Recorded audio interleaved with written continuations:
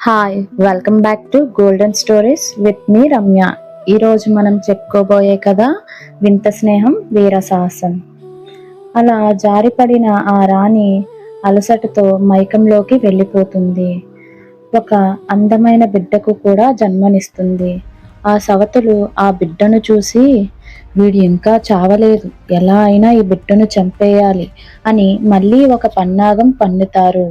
ఆ బిడ్డ స్థానంలో ఒక పెద్ద రంగురాలను పెడదాం అని ఆ రాణి మేలుకుంటుందన్న సమయంలో బిడ్డను తీసి ఆ రంగురాళ్లను పెట్టి వాళ్ళ మామిడి తోటలో పాడుబడ్డ నుయ్యి ఉంటుంది.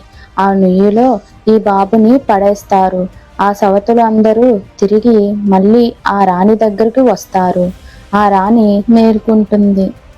తరువాత బిడ్డ ఏడి అని అడగగా, నువ్వు బిడ్డను ప్రసవించలేదు, ఈ గొడ్రాళ్లకు మాత్రమే జన్మనిచ్చావు, నీకు సంతానం కలగలేదు, నువ్వు గొడ్రాలవి అని మాయమాటలు చెప్పి ఏమీ ఎరగనట్టుగా బాధగా నటిస్తారు.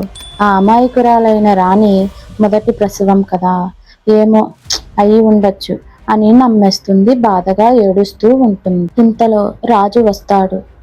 ఆయనని చూసి బాధతో ఎదపై వాలి ఏడుస్తూ జరిగిన విషయమంతా చెప్తుంది. అప్పుడు రాజు, అదేమిటి, గొడ్రాలకు జన్మనివ్వడం ఏమిటి, సందేహంగా అని రాణిని అడుగుతాడు. నేను ఎక్కడా ఇలాంటి వింత చూడలేదు, అలా ఎలా జరుగుతుంది, అసలు ఏమైంది అని రాజు రాణిని అడుగుతాడు. అప్పుడు రాణి పూర్తిగా జరిగినదంతా చెప్తుంది.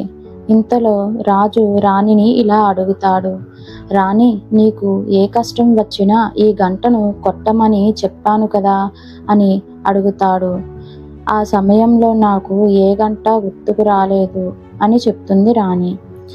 సరే, ఎంతైనా రాజు ఒక రాజ్యానికి మహారాజు కదా, ఆయనకి అనుమానం కలిగి దీని వెనుక ఏదో రహస్యం ఉంది, అది ఏంటో సందేహంగా తెలుసుకోవాలి అని అనుకున్నాడు.